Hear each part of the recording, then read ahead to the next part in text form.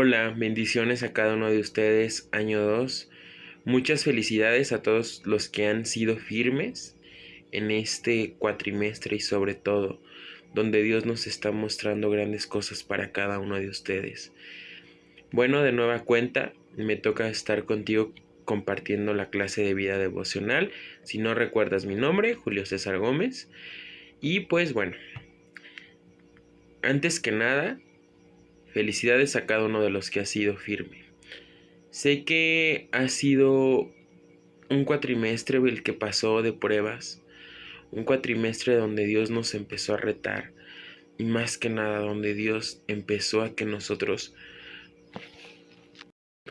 un cuatrimestre donde Dios nos mostró su favor en todo tiempo. Y pues muchos de ustedes se van a poder dar cuenta que muchos de sus compañeros ya no siguieron firmes, pero yo te exhorto a que animes a sus compañeros que empezaron a dejar lo que Dios empezó a poner en ellos, que es esa hambre de poder aprender de la palabra de Dios, no para enorgullecernos nosotros o llenarnos simplemente de conocimiento, sino de capacitar a personas, enseñarles a aquellos que no saben de la palabra. Te animo que lo hagas y sobre todo ores por tus compañeros y más que nada tú sigas siendo firme, porque ya también estás casi a punto de culminar lo que Dios ha puesto en tu corazón. Y bueno, también quiero en este video, aprovechando que es nuestra primera clase, el poderte explicar cómo va a ser la forma de evaluación de nuestra materia. La materia de vida devocional, si bien recuerdas, se califica de dos formas: aprobado y no aprobado. Para esto, para poder aprobar la materia es 60% va a valer el manual de vida devocional, 40% vale el trabajo que vamos a llevar en los grupos pequeños. Los grupos pequeños o grupos de vida que se abrieron, donde bien recuerdas tienes a un encargado.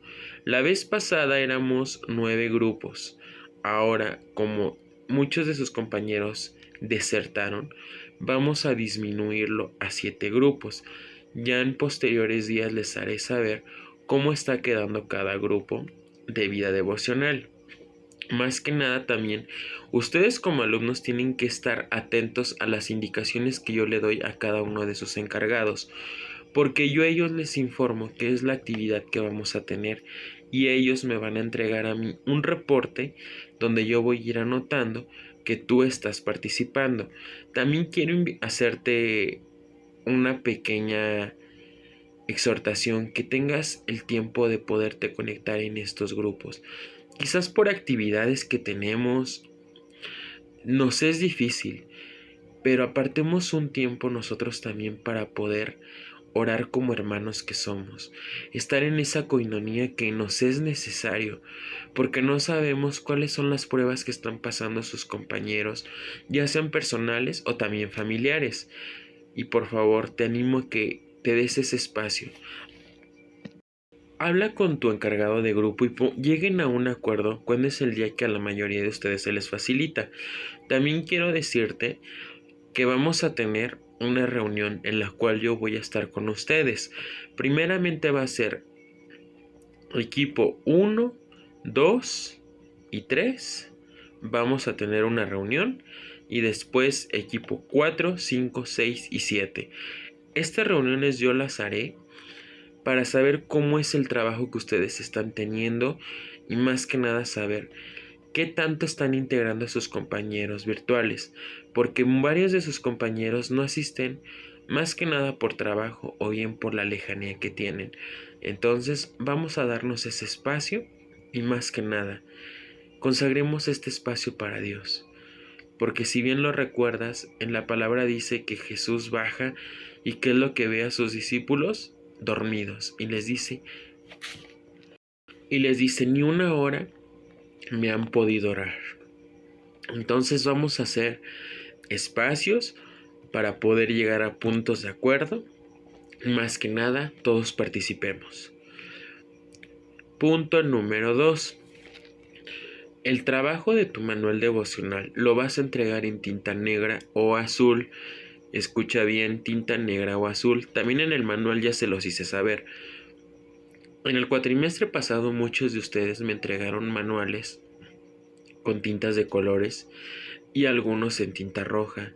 Por favor, no lo hagas. Aprende a leer las indicaciones que se te dan, por favor. Ahora, vamos a hablar de un tercer punto y muy importante. La materia de vida devocional la vamos a seguir llevando como hasta ahora la hemos llevado, a través de los discipulados que tenemos o los grupos de vida que tenemos. Estemos atentos porque ahí también vamos a estar viendo qué es lo que Dios va a ir perfeccionando en cada uno de nosotros como hasta ahora lo ha hecho. Y quiero felicitarlos también entregaron muy buenos manuales devocionales. Más que nada, sé que en cada manual Dios estuvo hablando a cada uno de nosotros, estuvo dándonos palabras. Pero ahora vamos a cambiar la dinámica. El cuatrimestre pasado estuvimos leyendo los capítulos que leíamos de la Biblia de forma personal y añadimos un proverbio. En esta ocasión, a partir del día viernes, vamos a empezar a leer los capítulos que tú lees de tu Biblia, pero ahora vamos a empezar a leer un salmo. ¿Cuál es la finalidad que vamos a llevar? Vamos a tratar también de leer un salmo por día de aquí hasta que termine nuestro cuatrimestre, que es en el mes de junio. Son 150 salmos, así que no hay pretexto para no leerlos. Otro punto muy importante que quiero tomar con cada uno de ustedes. Los manuales devocionales para alumnos virtuales también se subieron a la plataforma, pero también va a ser válido que los puedan enviar a mi correo electrónico. Ustedes deciden de qué forma hacerlo, ya sea subirlo o enviarlo a mi correo. Y para alumnos presenciales, la entrega es el día que realizan su examen, por favor. Y pues bueno, ya dimos la introducción de cómo va a ser la forma de evaluación de la materia, qué criterios vamos a tomar y sobre todo, recuerda apartar un tiempo para Dios. El cuatrimestre pasado, ahora sí empezamos con la clase. El cuatrimestre pasado estuvimos hablando de los medios de gracia a través de John Wesley, que son hábitos de vida de un discípulo. Estos se dividen en dos, obras de piedad y obras de misericordia. Empezamos a hacer el estudio de las obras de piedad, que el primer tema que se tomó fue la oración. Y esta fue orar por otros, orar por la familia y orar en privado o bien orar por nosotros mismos. Peticiones personales. Otro tema que también vamos a hablar más adelante y también tú lo llevas en tu diario vivir, es la lectura diaria de la escritura, que hay que saberla escuchar, leer y meditar. Más que nada, la palabra nosotros la tenemos que deleitar, degustarla más que nada. Ahora, otro tema que vimos fue el ayuno. El ayuno que la verdad a todos Dios nos retó cuando hicimos el ayuno, nos dio palabra y sobre todo reafirmó su promesa que tiene para cada uno de nosotros. Y la última clase que se llevó fue conferencias cristianas o discipulados en grupos pequeños. Y hasta la fecha seguimos llevando este discipulado de grupos pequeños, que son los grupos de vida. Pero nos falta un punto muy importante. Y ese punto se llama la Cena del Señor. Y cuando nosotros hablamos de la Cena del Señor, esta se puede hacer de dos formas: tomarla semanalmente o tomarla mensualmente. Pero vamos a dar primeramente qué es la Cena del Señor. La Cena del Señor es una ordenanza para el creyente en santidad, pero no todos tienen un corazón limpio ante Dios. Cuando nosotros leemos esto, que es una ordenanza, sabemos que es una ordenanza porque una de las ordenanzas que también Dios nos hace es el bautismo. Pero ahora, vamos, Quizás has escuchado que en la iglesia tenemos una confesión de fe, y esa confesión de fe habla en el punto número 12, habla de lo que es la cena del Señor, y quiero compartírtelo. Creemos que la cena del Señor es una señal por la cual la iglesia recuerda con gratitud el nuevo pacto que Jesús estableció en su muerte. En esta cena de comunión, la iglesia renueva su pacto con Dios y los hermanos entre sí, participa en la vida y muerte de Jesucristo hasta su regreso. Nosotros como iglesia, en esto nosotros creemos, o en esto se basa nuestra confesión para poder celebrar la cena del Señor. Pero ahora, tú me vas a decir, ¿existe en esta confesión? Sí, sí existe. Quizás en algún momento la has escuchado. Y en esta confesión de fe habla de la cena del Señor, habla del diezmo, habla del bautismo, habla de otros temas más.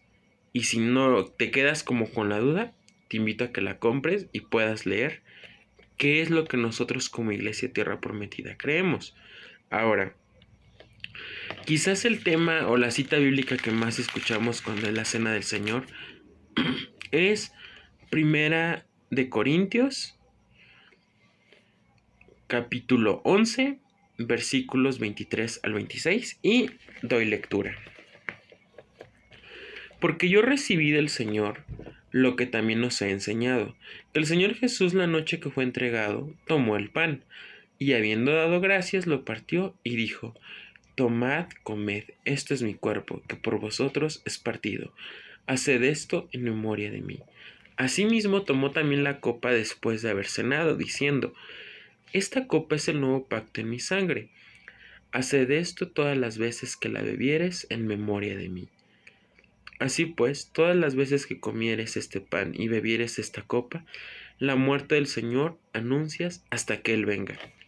Ya llevaste estudio bíblico inductivo. Ahora, la palabra que más se repite es en el versículo 24, haced esto en memoria de mí, y en el versículo 25, en memoria de mí, haced esto. Y al final del versículo 26 dice: porque nosotros anunciamos la muerte de nuestro Señor hasta que Él venga. Y bueno, te voy a hacer una pregunta muy muy importante, que la vas a responder en tu manual hasta el final. Ahorita no la respondas, tenla en mente y más que nada piénsala, y al final en tu manual, cuando hagas el resumen de la primera clase, vas a anotar la respuesta de esta pregunta. Y es: ¿acaso soy digno o digna de tomar la cena del Señor? Es pregunta retadora, pero yo también me la hice. Y vamos a empezar más que nada. ¿Cuál es el trasfondo de la cena del Señor? La cena del Señor tiene su trasfondo a partir del libro de Éxodo, capítulo 12. El libro de Éxodo nos habla de una festividad muy importante que para los judíos era la Pascua. La palabra Pascua viene del hebreo Pesach y significa pasar de largo. ¿A qué es lo que voy con esto? Para los judíos era la festividad más importante. Y más que nada porque era cuando ellos hacían literalmente recordar ya que ya eran libres. ¿Por qué? Porque tuvieron 400 años de esclavitud donde ellos hacían ladrillos de lodo, paja y arcilla y agua, que eran para literalmente ser esclavos de Faraón. Hasta que llegó un libertador, y ese libertador, si recuerdas su nombre, se llamó Moisés. Cuando Moisés llega, Jesucristo le dice que tiene que convencer a Faraón que deje al pueblo libre. Pero ¿qué es lo que hace Faraón? Endurece su corazón. Y por consiguiente Jesucristo le dice a Moisés que va a enviar 10 plagas. La Pascua empieza a través de la última plaga, que es cuando anuncia la muerte de los primogénitos. Si bien recuerdas, cuando esto se anuncia de la muerte de los primogénitos, Moisés les dice que tienen que pintar los dinteles de las puertas y de las ventanas con la sangre de un cordero. ¿Y qué es lo que significa esto? Cuando llega el ángel de la muerte, empieza a ver y ve que cuando está en cada dintel la sangre de los corderos, la sombra pasa de largo. Y donde no hay la sangre del cordero, es donde hace la muerte del primogénito. Eso es lo que significa la palabra Pascua, pasar de largo.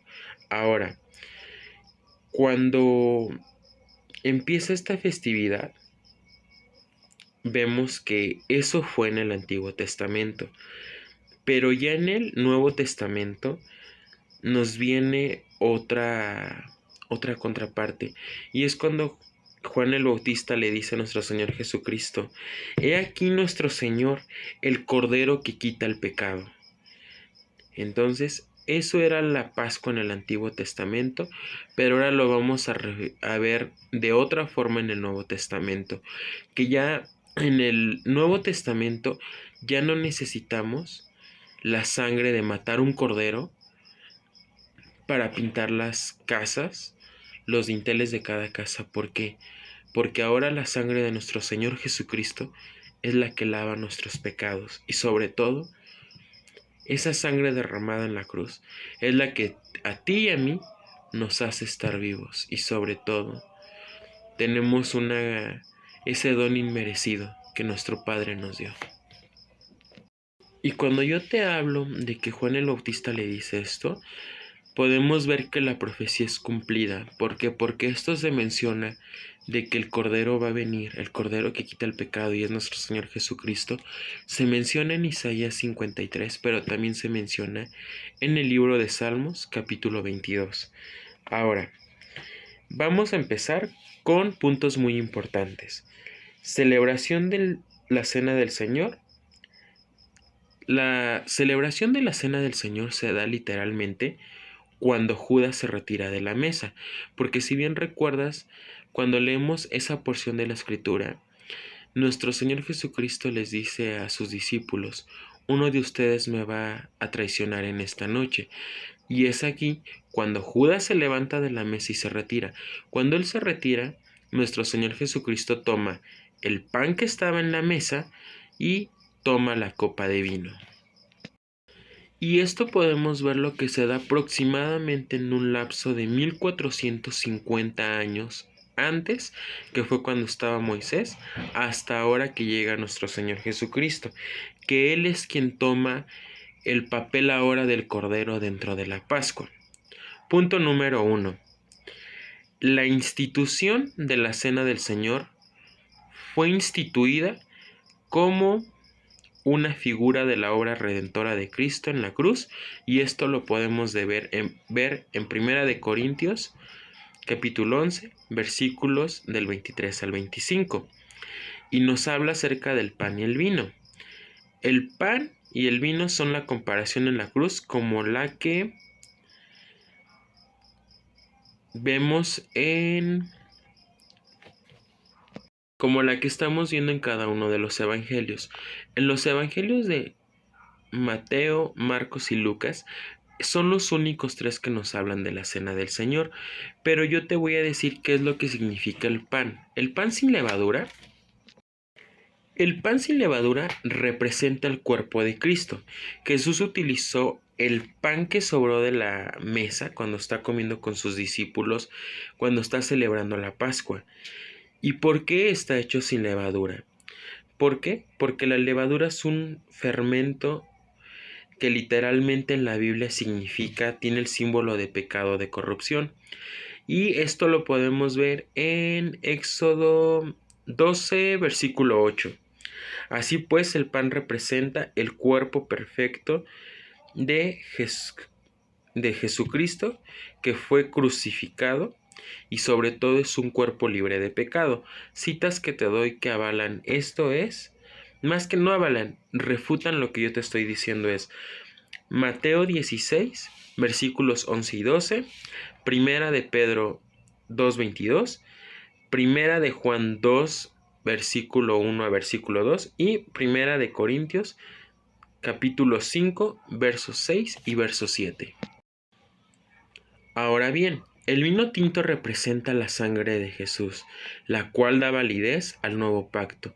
Jesús indicó que derramaría su sangre para perdón de pecados. Gracias a ello, algunos seres humanos son considerados puros a los ojos de Jehová y entran en el nuevo pacto con él. Citas que te doy: Hebreos 9:14 y Hebreos capítulo 10, versículos 16 y 17.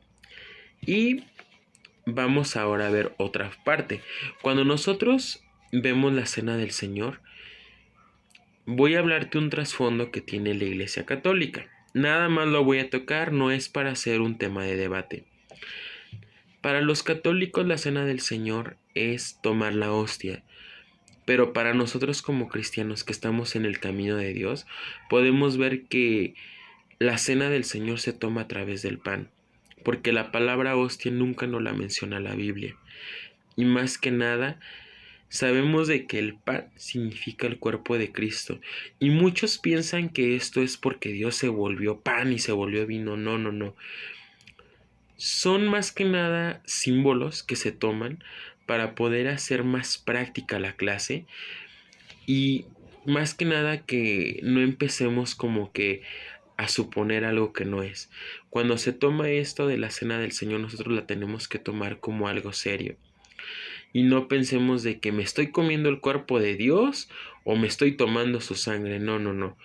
Tomémosla como lo que es, con la seriedad que se debe. Y más que nada, cuando nosotros tomamos la copa de vino o jugo de uva, podemos ver que es una representación de la sangre que Cristo derramó en esa cruz. Y yo puedo decirte que una vivencia muy personal que tuve, cuando yo tomé por primera vez la cena del Señor, para mí fue algo nuevo, pero también algo en lo cual yo, la verdad, decía, ¿qué es esto? La tomé aproximadamente cuando tenía 13 o 14 años. Había un evento en el Nogal que me tocó ir a servir. Y cuando me dicen, Julio, va a empezar la cena del Señor. Cuando me dijeron la cena del Señor, yo dije, híjole, va a venir alguien muy importante. O va a ser alguien que pues es medio payaso y quiere que uno comparta con él los alimentos. Y me dijo una persona, ponte tu mejor ropa, porque vamos a estar en una cena. Y pues yo me puse la mejor ropa que tenía y cuando dije, la cena del Señor, ¿quién Señor va a venir? Y voy viendo en la mesa un mantel blanco con unas copitas de jugo de uva y de pan. Pero un hermano dijo, vamos a tomar vino, pero él emocionado. Y yo dije, híjole, yo creo que a él le gusta tomar alcohol, pero yo nunca lo he tomado, yo nada más juguito de uva. Y le pregunté, ¿vamos a tomar en serio vino? Porque yo no tomo. Y me dijo, no, no, no, así se le dice al jugo de uva, que es una representación del vino. Porque el jugo de uva, si bien sabemos, podríamos decirlo que es como un destilado del vino, pero no lo es. Es la representación que se puede tomar. Y cuando me dicen, vamos a comer pan sin levadura, yo dije, híjole, ha de ser como un pan que no tiene azúcar y me va a saber feo. Cuando yo tomé esta cena del Señor fue algo muy conmovedor a mi punto de vista, porque tenía 13, 14 años. Más que nada porque al momento de tomarla Dios me quebró. Y fue un llorar y un llorar y un llorar, pero yo dije, Señor, ¿por qué estoy llorando? Y una hermana me dice, hermano, es porque Dios está renovando el pacto que tiene contigo y te está reafirmando tu identidad como hijo de Dios y te está diciendo, la hermana empezó a hablarme y entre más hablaba ella, pues más me quebraba yo y más era llorar. Y cuando llega el momento de que me dicen, toma la copa y toma el pan, la verdad yo me sentía como que no era grato de tomarla, porque habían habido momentos antes de que yo la tomara, que llegó la película a mi vida de cómo yo era, cómo empecé por un tiempo a odiar a mi papá, porque te hago un paréntesis, mi papá murió cuando yo tenía entre 13 y 14 años, igual, y puedo decirte que fue cuando yo tomé la cena del Señor, fue cuando mi papá había muerto. Pero yo le tenía coraje, pero yo no sabía por qué le tenía coraje. Hasta tiempo después supe por qué era ese coraje que yo le tenía. Y cuando me dicen, toma la cena del Señor, toma el pan y toma el jugo, fue donde dije, yo no me siento digno de tomarla. Y me dijeron, si alguien es digno de juzgarte, que arroje la primera piedra. Y fue donde Dios me quebró más. Tomé la cena del Señor. Y fue cuando yo la empecé a tomar, cuando tomé el pan, donde Dios me reafirmó mi identidad que era con Él.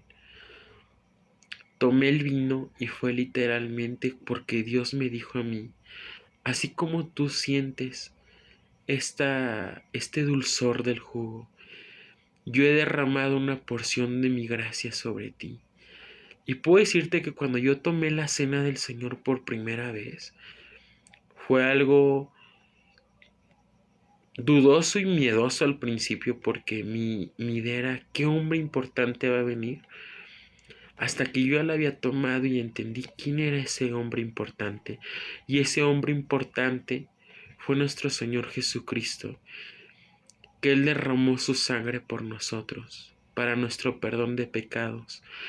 Y más que nada para que no muriéramos, sino que nosotros podamos ver que lo que Él nos dio fue esa gracia inmerecida.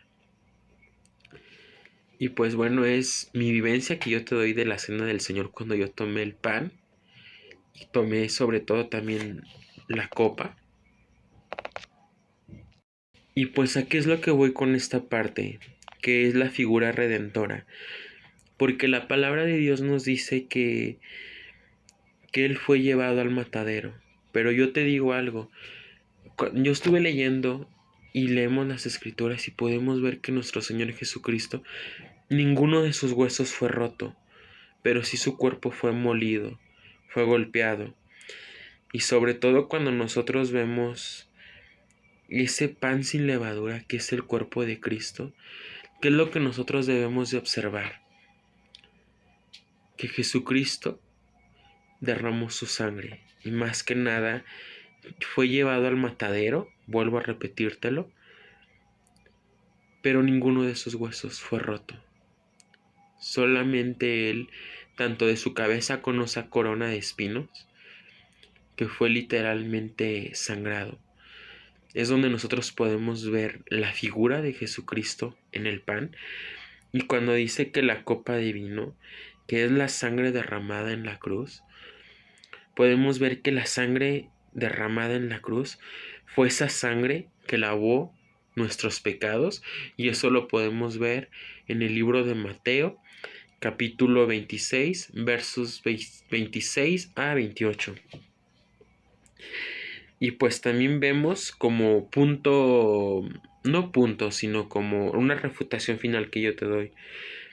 Nosotros somos ese ejemplo de la sangre que lavó sus pecados derramados en la cruz y nos dio vida. Y más que nada es un acto inmerecido, porque el que tú y yo estemos aquí aprendiendo de la palabra de Dios es por pura gracia, porque Dios nos está mostrando algo importante y más que nada, porque va a seguir perfeccionando lo que ha iniciado en nuestras vidas. Punto número 2. La cena del Señor fue instituida como una figura del nuevo pacto que Dios envió por medio de Cristo Jesús. Como bien vemos, en el Antiguo Testamento, del libro de Génesis al libro de Malaquías, es el Antiguo Testamento, o bien podríamos decirlo el Antiguo Pacto. En esto que te estoy diciendo del Antiguo Pacto o Antiguo Testamento, podemos ver que existen más de 613 mandamientos que se hacen entre el libro de Levítico, Números y Deuteronomio. También incluye unos cuantos en el libro de Éxodo. Pero ahora bien vemos el nuevo pacto a partir de los 4 evangelios, Mateo, Marcos, Lucas y Juan, que es el Nuevo Testamento o Nuevo Pacto, que es a lo que voy. Los primeros pactos que Dios hace con el hombre, o bien mandatos que nos da, lo podemos ver en el libro de Éxodo capítulo 20, versículos 1 a 17, que son los 10 mandamientos. ¿Qué es lo que vemos en esta parte? Cuando Moisés sube al monte, para que Dios, en el monte Sinaí, para que Dios le diga cuáles son los mandamientos, él pensó que el pueblo iba a estar orando, el pueblo judío, pero no. El pueblo hizo un cordero de oro y fue literalmente lo que se hace. Pero ¿qué es lo que pasa aquí? Que en el libro de Éxodo 19:5, él nos dice que se tiene que cumplir la ley, pero vemos ahora otra parte, que aquí cuando nosotros vemos es de que el pueblo era muy rebelde en el Antiguo Testamento y por lógica nosotros necesitábamos como que otros mandatos para poder saber qué era el pacto que en realidad Dios quería. Y el pacto se cumple ahora en la cruz. Y podemos ir ahora, si yo te voy a ir dando citas bíblicas, pero si te es posible léelas tú cuando tengas tiempo. Y lo vemos en el libro de Jeremías 31, versos 31 a 34. Y dice así: Pero este es el pacto que haré con la casa de Israel. Después de aquellos días, dice Jehová, daré mi ley en su mente y la escribiré en su corazón, y yo seré a ellos por Dios, y ellos me serán por pueblo. Y no enseñará más ninguno a su prójimo, ni ninguno a su hermano, diciendo, conoce a Jehová, porque todos me conocerán, desde el más pequeño de ellos hasta el más grande, dice Jehová, porque perdonaré la maldad de ellos, y no me acordaré más de su pecado. ¿Qué es esto? Es el nuevo pacto que Dios quiere. Ya no quiere que tengamos un pacto que esté grabado en tablas, sino que ahora Él quiere que tengamos un pacto que esté grabado primeramente en nuestra mente y también en nuestro corazón. Y más que nada, debemos de ver que son pactos que ya Dios ya empezó a romper.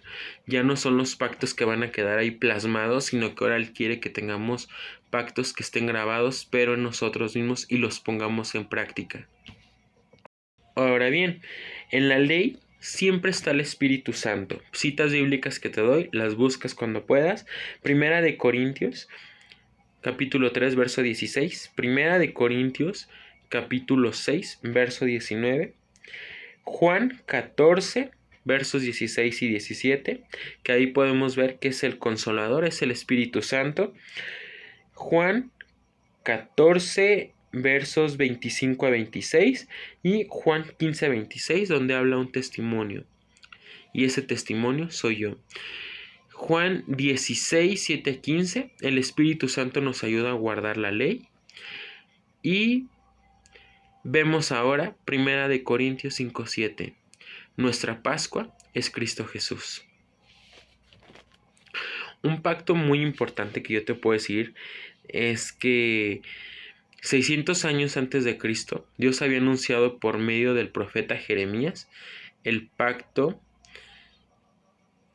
que quería para su pueblo Israel, y lo acabamos de leer en Jeremías 31-34.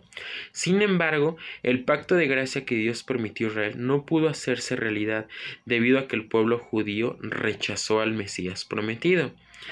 Y vamos a dar lectura al libro de Hebreos, capítulo 8, verso 6 a verso 13, y dice: Pero ahora tanto mejor ministerio es el suyo, cuanto es mediador de un mejor pacto establecido sobre mejores promesas, porque si aquel primero hubiera sido sin defecto, ciertamente no se hubiera procurado lugar para el segundo.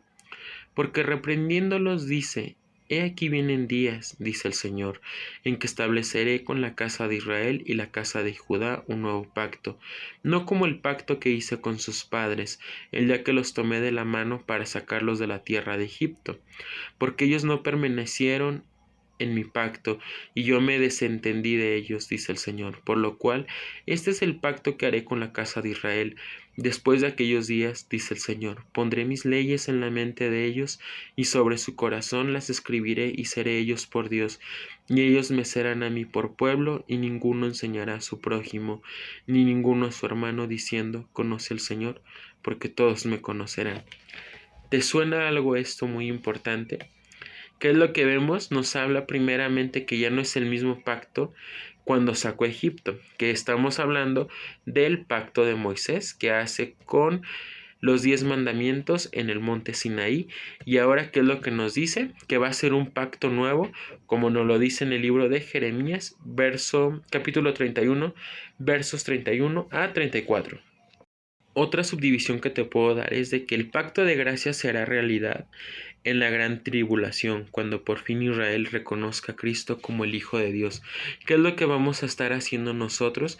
Y si tú puedes, en tus oraciones hazlo, para que Israel reconozca de nueva cuenta que Jesucristo es el Señor, es el Mesías. Porque hemos visto últimamente que entre Israel y sus vecinos, que son los países que colindan con ellos, han perdido ese ambiente de paz, y más que nada muchos de ellos han quitado a Jesucristo como su Dios y no creen ya en un Mesías, sino que nosotros debemos de orar por ellos más que nada para que Dios hable a sus vidas y ellos puedan ser testigos de lo que Dios quiere que hagan, porque Dios quiere restablecer a su pueblo de nueva cuenta. Y una subdivisión final que te doy es: la cena del Señor fue instituida como una figura del inminente regreso de Cristo Jesús, y eso lo vemos en Primera de Corintios, capítulo 11, verso 26. Y más que nada en esta parte donde vemos te estoy hablando por qué tomarla, y más que nada en un poquito más adelante te voy a decir qué es lo que nosotros hacemos mal cuando tomamos la cena del Señor indignamente. A lo mejor no has escuchado tanto esta parte, pero yo te voy a explicar el por qué. Y vemos en 1 Corintios 26. Y dice: así pues, todas las veces que comieres este pan y bebieres esta copa, la muerte del Señor anuncias hasta que Él venga. ¿Y qué es lo que hacemos? Estamos esperando que Jesucristo venga cada que nosotros tomamos la cena del Señor. Y te doy unas citas bíblicas más que son como de investigación que tú vas a hacer para que puedas tener como que un conocimiento o ampliarlo un poquito más. Y es Hechos capítulo 1 versos 10 a 11 y Juan 14, 1 a 3. Y bueno, ahí dimos el primer bloque de por qué es necesario tomar la cena del Señor. Ahora, viene una contraparte. Cuando nosotros vemos o has escuchado ¿qué es lo que pasa cuando nosotros tomamos la cena del Señor indignamente? Primeramente, quien la tome de esta forma está pecando contra el cuerpo y la sangre de Cristo Jesús, porque Dios nos dice que lo hagamos en memoria de Él. Y más que nada, como bien lo recuerdas, ahorita que estuvimos hablando en la clase, es para recordar la muerte de Cristo Jesús y que estemos en unión como hermanos en esa coinonía que debemos de tener. Y vamos a dar lectura, y lo dice en 1 Corintios 11, versos 27 a versos 34, y doy lectura. De manera que cualquiera que comiere ese pan y bebiere esta copa del Señor indignamente será culpado del cuerpo y de la sangre del Señor. Por tanto, pruébese cada uno a sí mismo, y coma así del pan y beba de la copa, porque el que come y bebe indignamente sin discernir el cuerpo del Señor, juicio come y bebe para sí, por lo cual hay muchos enfermos y debilitados entre vosotros, y muchos duermen. Si pues no examinémonos a nosotros mismos, no seríamos juzgados. Mas siendo juzgados, somos castigados por el Señor para que no seamos condenados con el mundo. Así que, hermanos míos, cuando se reúnan a comer, esperen unos a otros. Si alguno tuviere hambre, coma, pero en su casa, para que no se reúnan para juicio. Las demás cosas las pondré en orden cuando yo fuere. Cuando nosotros leemos esta parte me vas a decir, pero ¿Por qué lo dice Pablo? ¿Por qué nos dice Pablo o nos hace mucho énfasis en esto? Porque la iglesia de Corinto tomaba siempre la cena del Señor indignamente, porque entre ellos siempre había contiendas, pecados sexuales, litigios, divisiones, glotonería y borracherías. Y bueno, la iglesia de Corinto en realidad era una iglesia que vivía en mucho pecado, y eso lo podemos ver. Porque te digo que vivían contiendas? Léelo en casa. Primera de Corintios 1:11, ahí nos habla de la contienda. Primera de Corintios 5:1 nos habla de la fornicación. Primera de Corintios 6:1, litigios. ¿Qué es un litigio? Si no sabes, estar en peleas o andar nosotros queriendo pelear algo que no es. Primera de Corintios 11:18, divisiones, o bien también muchas de estas veces se dan por los chismes. Y Primera de Corintios 11:20 y 21, que nos habla de la glotonería y las borracheras. Estos son lo que nos habla el apóstol Pablo en la carta de... Cuando nosotros leemos la carta a los Corintios, nos habla literalmente de qué les escribe a esta iglesia, porque vivían en pecado, y él lo que quería de que cuando ellos tomaran la cena del Señor, la tomaran en esa coinonía con Dios, más no que estuvieran literalmente como que molestos al momento de tomarla, porque sabemos nosotros que tomamos un juicio. Cuando tomamos un juicio nosotros aquí, cuando nosotros lo hacemos. Punto número 2 que te doy es necesario limpiar el corazón de todo pecado antes de participar en la cena del Señor. Y eso lo dice Primera de Corintios 11:28. Pero yo te digo, cuando tú tomas esto de la cena del Señor, ¿a qué es a lo que yo voy cuando limpies tu corazón? Más que nada, cuando la tomes, si hay algo en tu corazón que te permite como que no tomarla, o tienes algún coraje por alguien, trata de, antes de tomarla, perdona a esa persona. Porque nosotros cuando tomamos esta cena del Señor es literalmente esa comunión que debemos de tener como hijos con el Padre. Y pues antes te voy a hacer una exhortación. Antes de que tú critiques a tu prójimo, primero califícate a ti mismo. Examina tu corazón y no juzgues a otros. ¿Por qué? Porque nosotros no somos nadie para juzgarlo. Porque dice la Escritura, el que esté libre de pecado, que arroje la primera piedra. Y examinar tu corazón, tengo una cita que me gusta mucho, que nos habla en el libro de Juan, verso 6, versos 53 a 54, y dice: Jesús les dijo: de cierto os digo, si no coméis la carne del Hijo del Hombre y beben su sangre, no tienen vida en vosotros. El que come mi carne y bebe mi sangre tiene vida eterna, y yo resucitaré en el día postrero. A mí me llama mucho la atención cuando dice la Escritura: el que come mi carne y bebe mi sangre tiene vida eterna.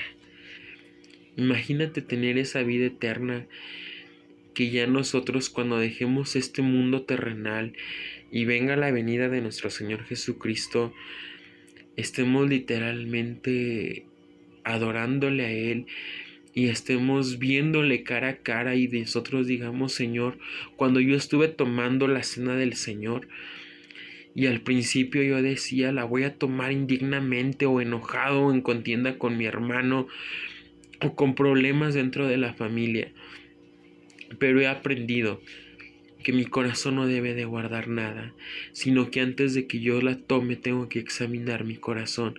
Tengo que ver qué es en lo que yo estoy fallando, y si te cuesta trabajo, dile al Espíritu Santo que te muestre qué es lo que Él quiere de ti, qué es lo que demanda. Dile: Espíritu Santo, muéstrame cómo puedo examinar yo mi corazón.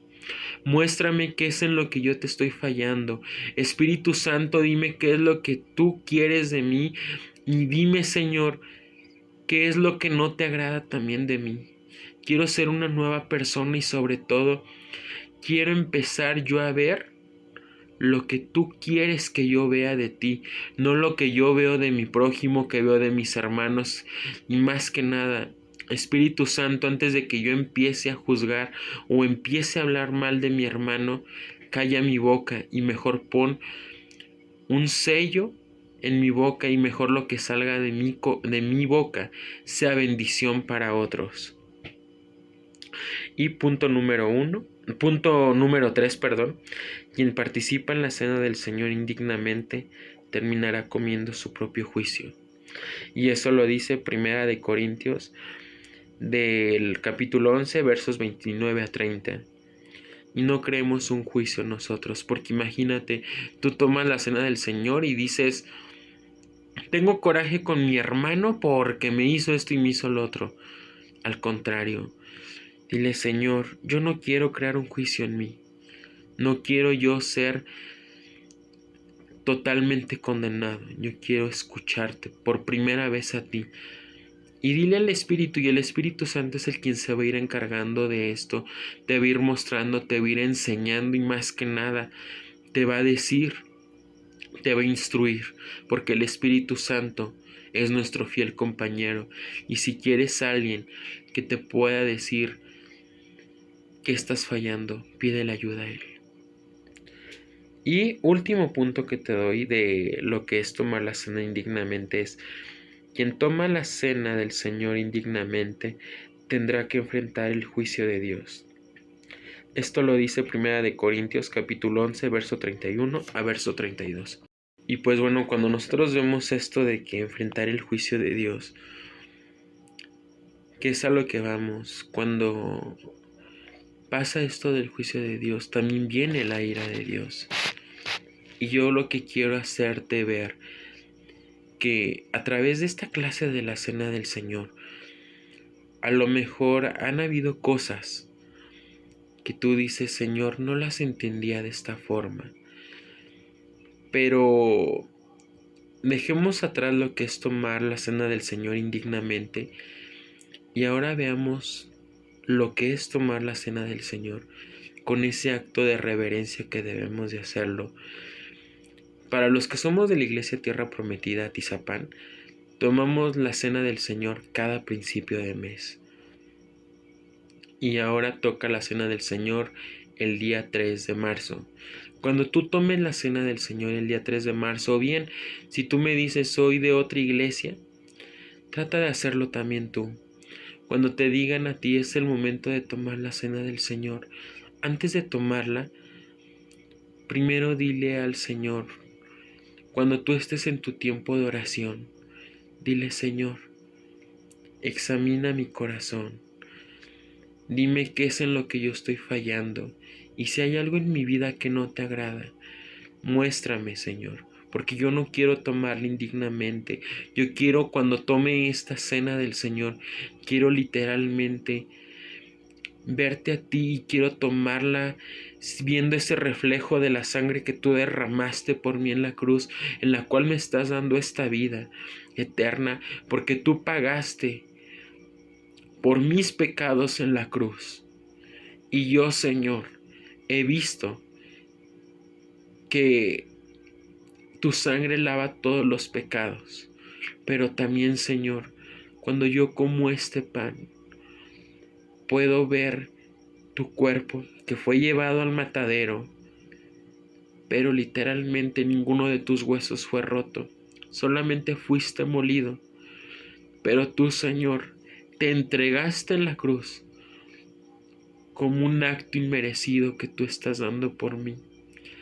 Y si tú dices: Señor, no me siento, como a mí me pasó en algún momento,